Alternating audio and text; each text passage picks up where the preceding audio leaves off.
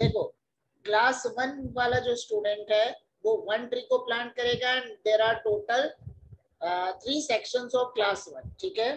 So Sn equal to n by 2 2a plus n minus 1 into d हो गया, जहां पर a इक्वल टू 1 है, d इक्वल टू 1 है, n इक्वल टू 12 है। तो हमारे पास ओवरऑल बनना क्या है, पहले में हो गया 3 इंटू 1 प्लस 2 अप टू 12। 3 से क्यों मल्टीप्लाई किया, क्योंकि हर एक सेक्शन में, ठीक है, 3 से क्यों मल्टीप्लाई किया, क्योंकि हर एक सेक्शन में, ठीक है, हर एक सेक्शन में हमारे पास हर एक क्लास के हमारे पास टोटल 3 सेक्शंस है, इसलिए मैंने सभी को 3 से मल्टीप्लाई कर दिया। सो this will B 3 into 12 upon 2,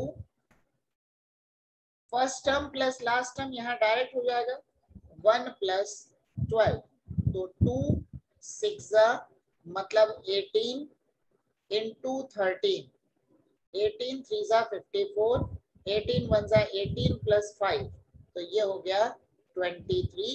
therefore total number of trees will be 234। Question number 18,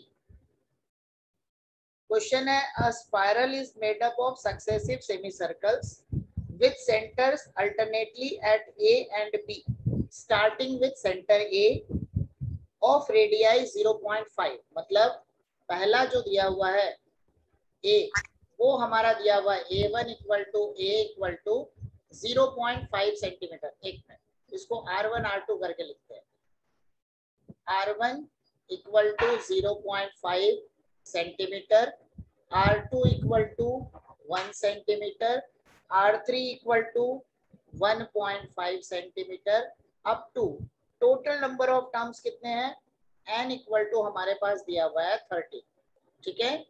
so A1 equal to A equal to semi circle का सरकमफरेंस वो होता है पाई आर, तो pi into 0.5, A2 equal to, ठीक है, A2 equal to बना pi into 1 centimetre, ठीक है, 2 पाई आर है तो पाई इंटू आर, फिर A3 इक्वल टू हो गया पाई इंटू 2 सेंटीमीटर, एंड उसी तरीके से हमारा 13 तक चला जाएगा।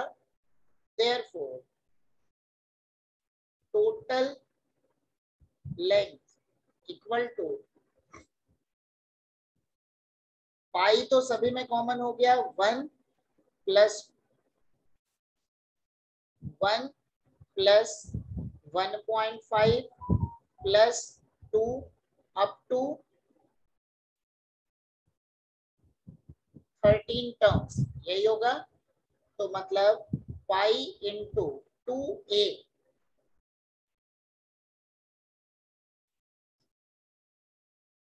पहले बनेगा n बाय 2,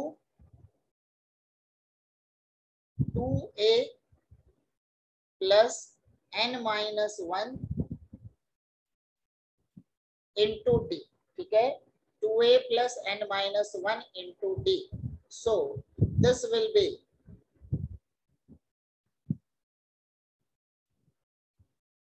पाई का मतलब 22/7 इंटू 13/2, इसमें से 2 को बाहर लिया, 1 प्लस 12 बाहर आ गया, ठीक है, डी भी तो हमारा 1 ही था ना,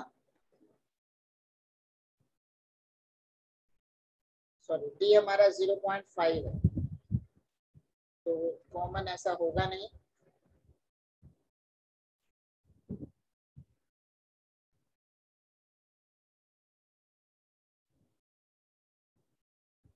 टू प्लस 0.5 मतलब 1/2, तो यहाँ पर हो गया 2 प्लस 12/2, तो 2 6, तो हमारे पास हो गया 6 प्लस 2 8, 2 से हो गया 11, तो 11 इंटू 13 इंटू 8 अपॉन 7, ठीक है, नोट कर लो।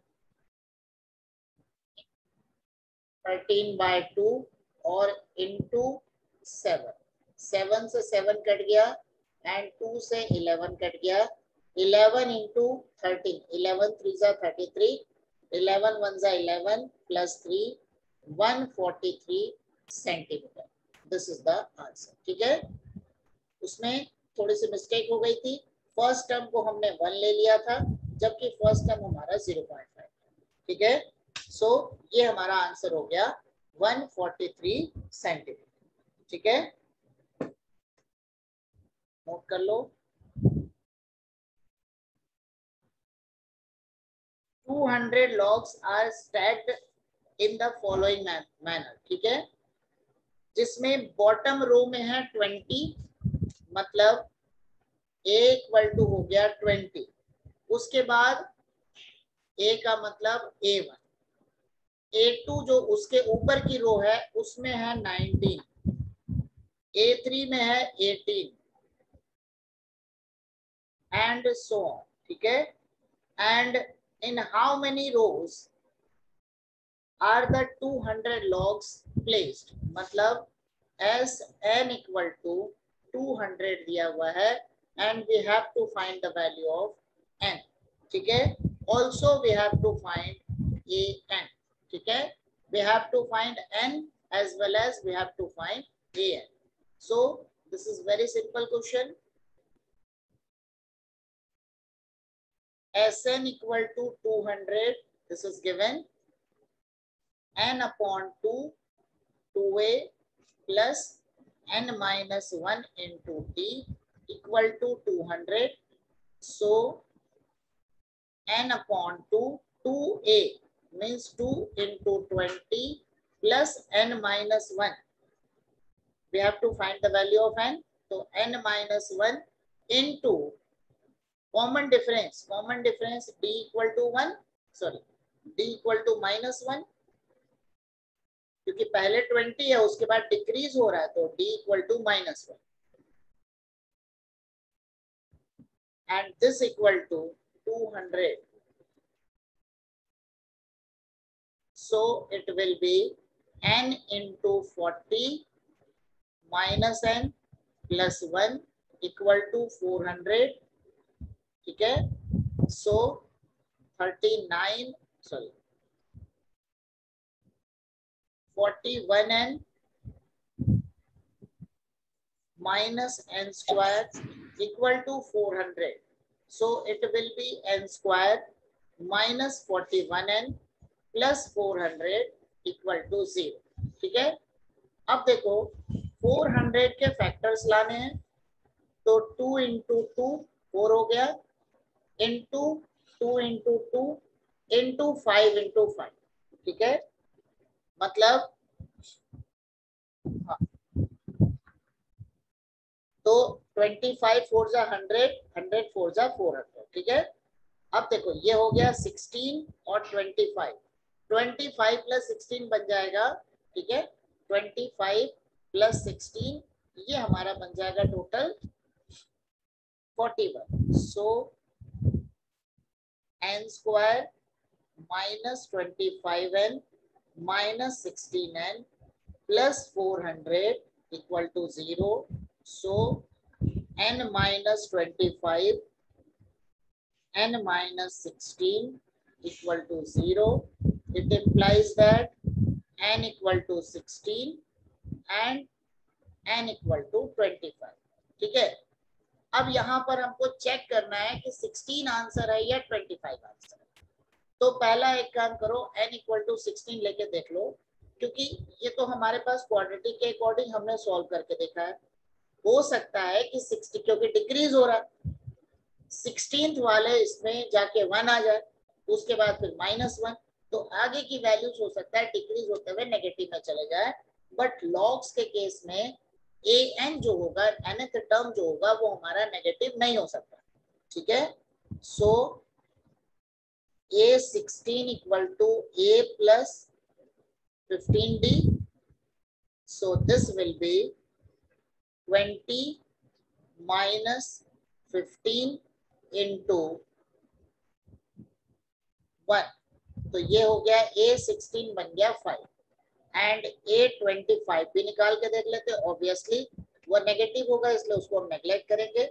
तो A25 बनेगा A + 24D। तो 20 - 24 = -4 and this is not possible.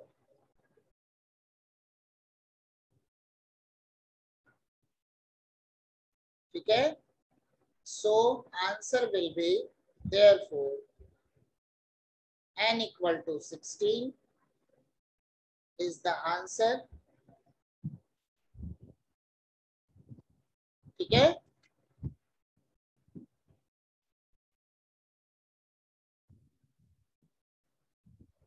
in a potato race, a bucket is placed at the starting point, which is 5 meters from the first potato.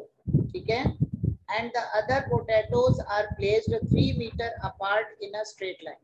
ठीक है, मतलब कुछ इस टाइप से है, ये समझो स्टार्टिंग पॉइंट है। ठीक है, एंड उसके बाद ये है बहुत सारी चीजें। ठीक है, उसमें फर्स्ट जो है, ठीक है, क्या दे रहा है, a bucket is placed at the starting point which is 5 meters from the first potato। ठीक है, and the other potatoes are placed 3 meters apart in the straight line। मतलब उसके बाद ये हो गया सेकेंड, ये हो गया third. there are 10 potatoes in the line, ये हो गया हमारे पास 10। ठीक है, a competitor starts from the bucket, picks up the nearest potato, runs back with it, drops in the bucket। ठीक है, मतलब स्टार्टिंग पोजीशन से स्टार्ट करेगा, पहले 1 पे आएगा, फिर रिटर्न होगा, मतलब यहां गया उसके बाद वापस आया। तो मतलब फर्स्ट पोटैटो को उसको पिक करने के लिए उसको कितना डिस्टेंस लगा, पहला है 5 मीटर, हर एक के बीच में 3 मीटर का डिफरेंस है। तो पहले वो क्या होगा, 5 मीटर जाएगा, बाद में 5 मीटर रिटर्न होगा, मतलब पहली डिस्टेंस हो गए 2 × 5। अब नेक्स्ट वाले के लिए क्या होगा, वापस आ गया, अब उसके बाद क्या होगा, वो 3 मीटर और आगे जा रहा है, मतलब 2 × 8। ठीक है, फिर उसके बाद क्या होगा, 2 × 11। समझ में आ रही बात, मतलब पहले गया 5 मीटर, तो for first potato,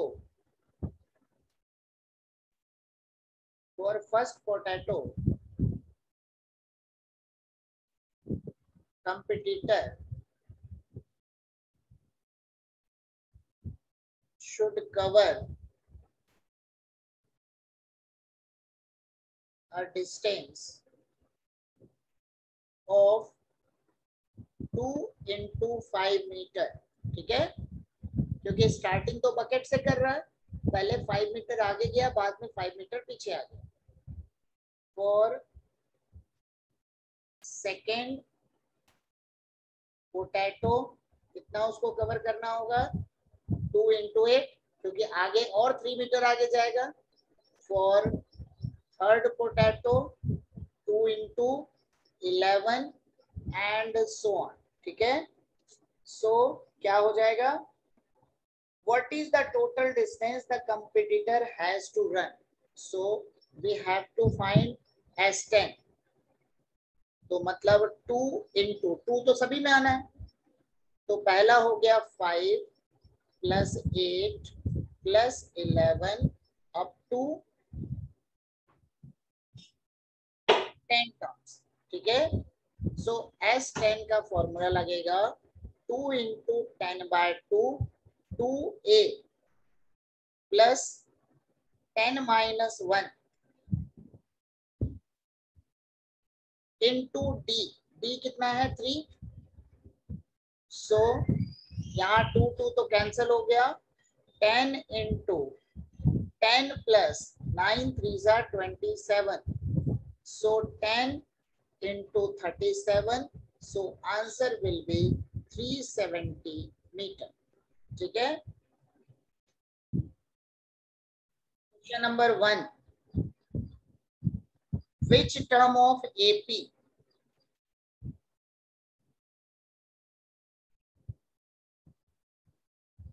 which term of AP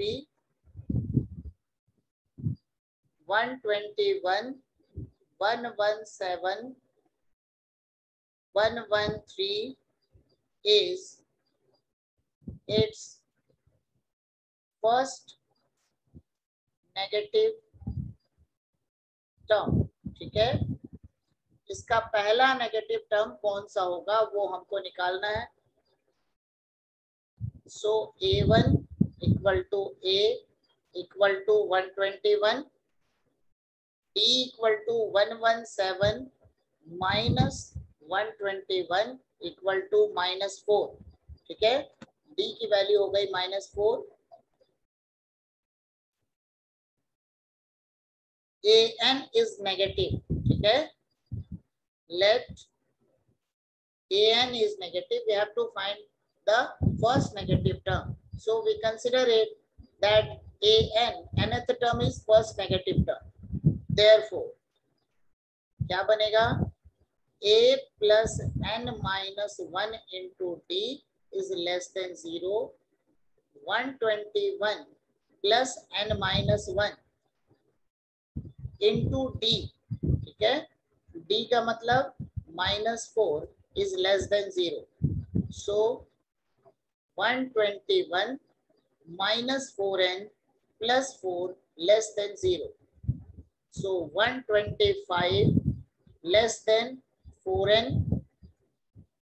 n greater than 125 upon 4। ठीक है, so this will be 4 3s are 12, 4 1s are 4, point कितना हो जाएगा? 1 बचा ना, 0.25। ठीक है,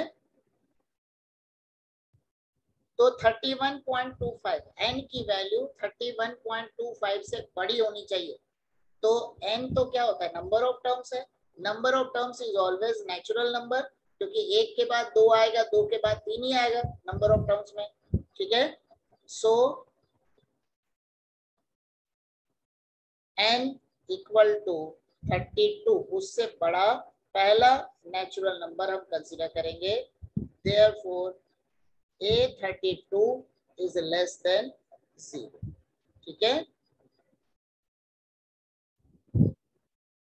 the sum of third and seventh term, मतलब A3 plus A7 equal to 6 and their product